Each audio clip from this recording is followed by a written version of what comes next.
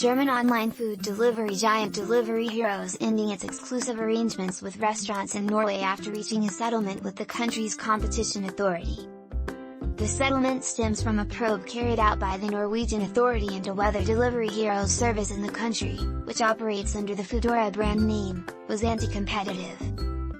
It examined the arrangements that Foodora had with restaurants that would see its service being their exclusive delivery partner, thus shutting out other food delivery operators. The investigation was launched in February of last year and no other penalties were issued as part of the findings this week.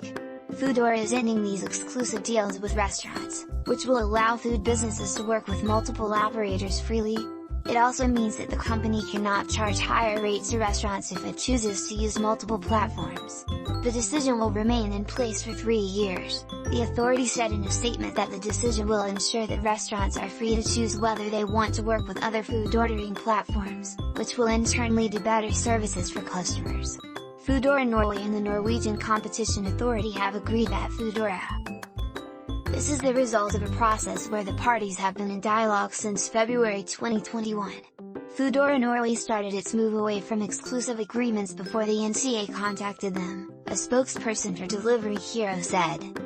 The company had no comment on the status of exclusive agreements in other markets. The Norwegian authority stated that exclusive arrangements can feed one company's dominant position in the market. Delivery Hero is one of the biggest players in Europe and Foodora's chief competitors in Norway include Just Eat and Wolt.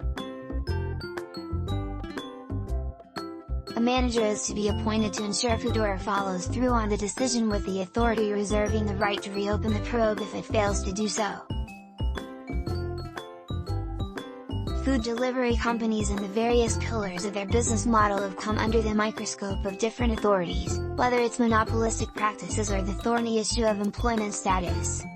In the US, Uber Eats, Postmates and Grubhub have been sued over alleged monopoly practices. Meanwhile, the EU is thrashing out new rules that could change the status of millions of gig workers from contractors to employees.